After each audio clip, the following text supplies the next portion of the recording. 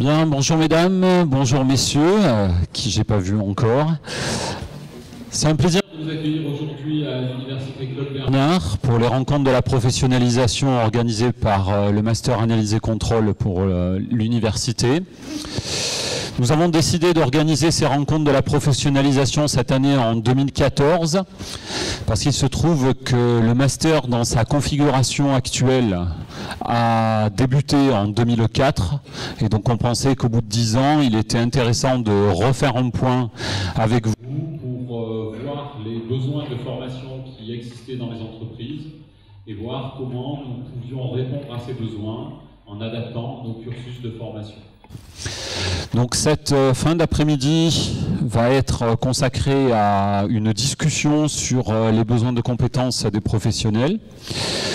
Nous aurons dans un premier temps une ouverture de ces rencontres de la professionnalisation par Philippe Lal, qui est vice-président de l'Université Claude Bernard Lyon 1, puis Alain Valcarius de l'Institut national de chimie. On vous exposera l'évolution de la formation. Donc j'assurerai la première partie et Franck Bacco Antonielli nous parlera de l'analyse industrielle et puis on vous fera part de l'existence de la junior entreprise de l'Université Claude Bernard.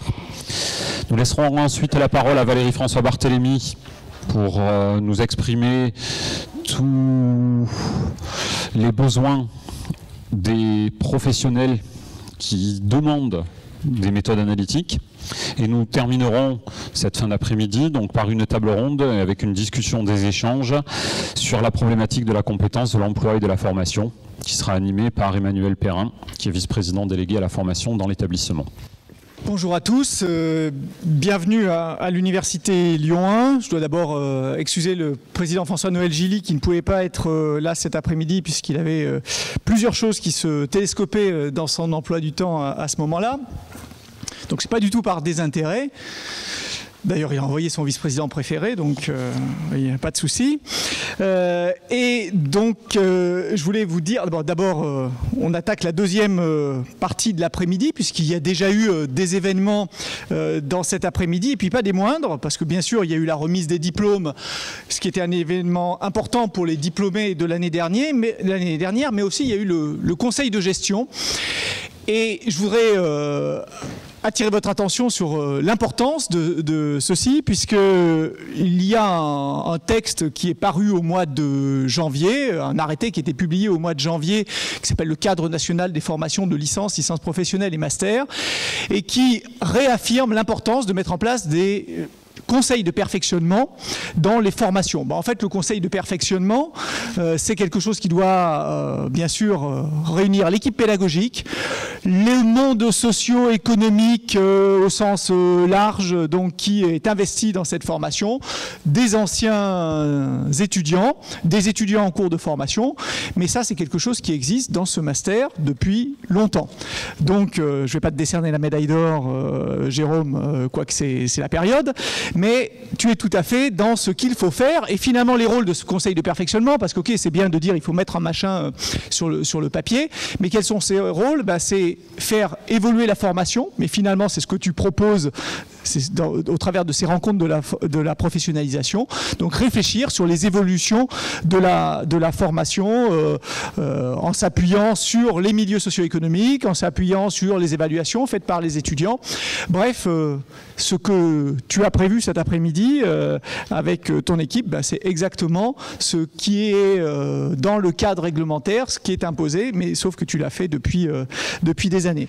Donc c'était vraiment important, voilà, je souhaitais être présent en plus pour saluer la démarche que tu as depuis des années. Et puis tout à l'heure, monsieur, dans la cérémonie de remise des diplômes, monsieur Bacco Antonielli disait que l'industrie avait longtemps été le parent pauvre de l'analyse, je crois que vous avez dit exactement, mais vous voyez que pour nous, vous avez dit ça comme ça. Et enfin, vous voyez que l'industrie n'est pas le parent pauvre à Lyon 1. J'espère que vous en êtes convaincus et que vraiment on a envie de travailler avec tous les milieux socio-économiques le milieu socio-économique, ça inclut aussi d'ailleurs les organismes de recherche, hein, c'est pour ça que j'utilise ce terme, puisque comme je l'ai déjà dit, les professionnels, c'est aussi les professionnels de l'université, c'est les professionnels de l'université et d'ailleurs. Voilà, donc je vous souhaite de bonnes réflexions, faire du brainstorming au sujet de ce que doivent être les évolutions de ce master, puis c'est le bon moment pour le faire, puisque dans quelques...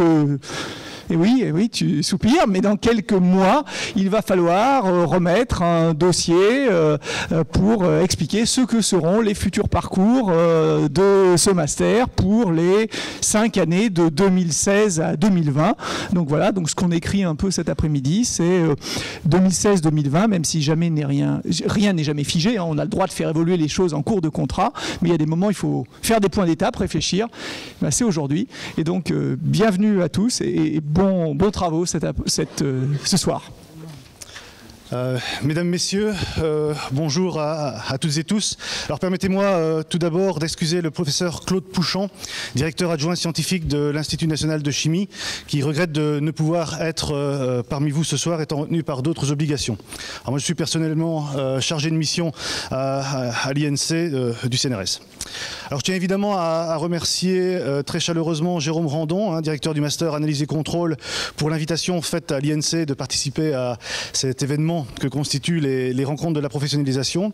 Et ce type de manifestation revêt en effet un caractère important pour le CNRS en général et pour l'INC en particulier. Notre organisme, dont l'objectif principal est de produire du savoir, les métiers du CNRS sont effectivement reliés directement à la recherche, est très attentif à ce que ce savoir soit mis au service de la société. Et c'est précisément ce que le Master Analyse et Contrôle contribue à faire de manière efficace, en offrant une formation adaptée à la demande des professionnels, tant au niveau des entreprises que du monde de la recherche. Et c'est prioritairement sur ce dernier point, la recherche publique, que je m'étendrai davantage dans la suite de ce discours. Alors avant d'entrer dans le vif du sujet, je souhaiterais m'arrêter un moment sur la place de la chimie analytique dans notre société. Et la chimie analytique est une science qui participe à la compréhension des phénomènes naturels et constitue en ce sens une discipline cognitive majeure.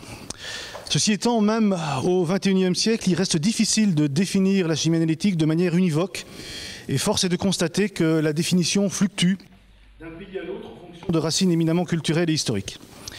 L'Encyclopédia Universalis propose la définition suivante: la chimie analytique est la branche de la chimie qui a pour but l'identification, la caractérisation, la quantification des substances chimiques ainsi que le développement des méthodes nécessaires à cette analyse.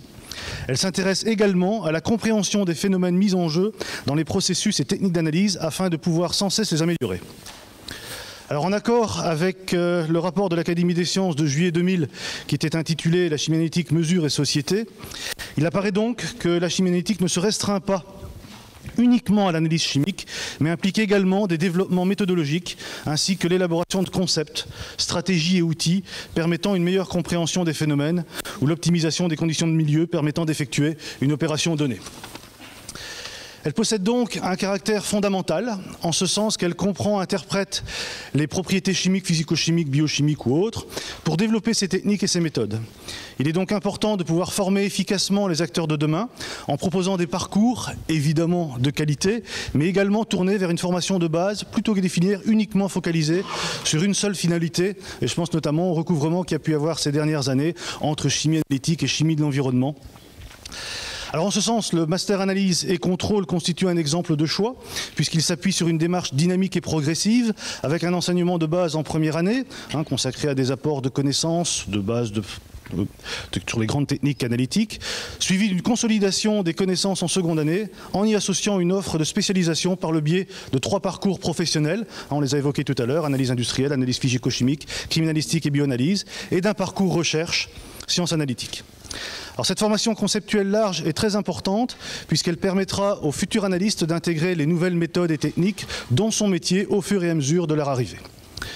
En effet, que vaudrait un analyste uniquement formé aux subtilités de l'analyse chromatographique s'il se trouvait confronté à la gestion quotidienne de biopuces ou de capteurs à immunodosage? Ne serait-il pas devenu à ce moment-là un simple lecteur d'afficheurs numériques surdiplômé? Ce n'est effectivement pas ce type de savoir-faire que nous escomptons, tant dans le secteur industriel, me semble-t-il, que dans les métiers de la recherche. Et les approches pragmatiques que vous développez, notamment au sein du Master Analyse et Contrôle, répondent bien aux compétences requises pour les différents métiers ciblés par une formation en chimie analytique telle que la vôtre. Alors vous le savez, l'Institut de chimie du CNRS soutient fortement la discipline chimie analytique, puisque l'une des 6 actions prioritaires de l'INC, qu'on peut consulter sur le site web correspondant, concerne, je cite, la mise au point d'outils analytiques d'investigation capables d'identifier précisément, de façon quantitative, différentes espèces présentes dans tout type de milieu, pour pouvoir appliquer les normes sur les contrôles dans le domaine de la santé, l'environnement ou l'agroalimentaire.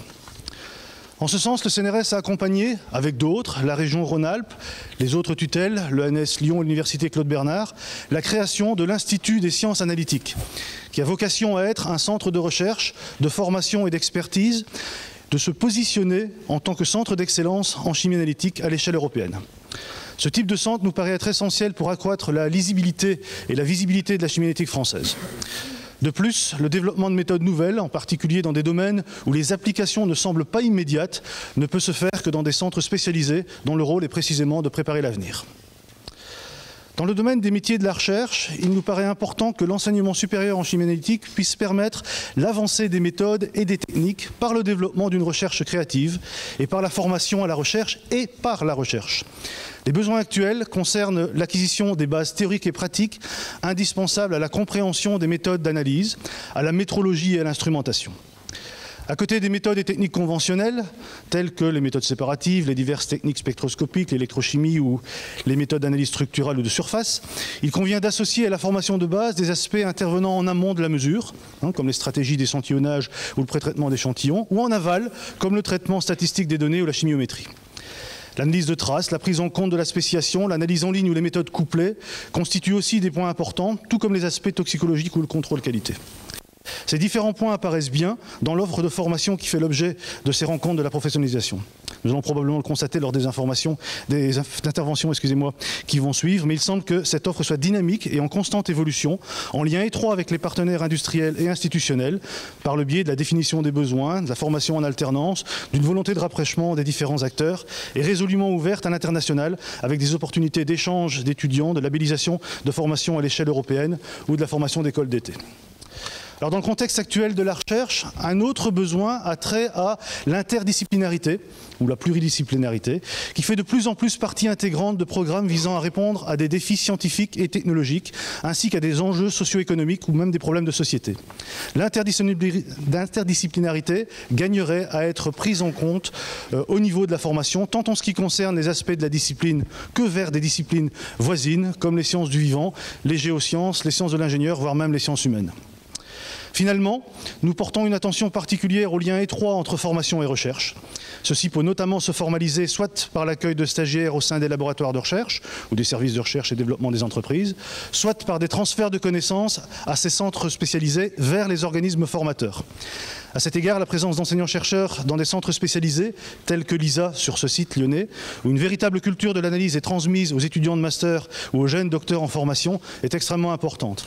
En parallèle, les connaissances telles qu'elles sont acquises dans les formations dont il est question aujourd'hui doivent pouvoir apporter des éléments de réponse à des problématiques de recherche en contribuant à des approches conceptuelles ou en appliquant certaines techniques ou méthodes à des finalités auxquelles elles n'étaient pas forcément destinées, plutôt que de favoriser les propensions routinières de la mesure.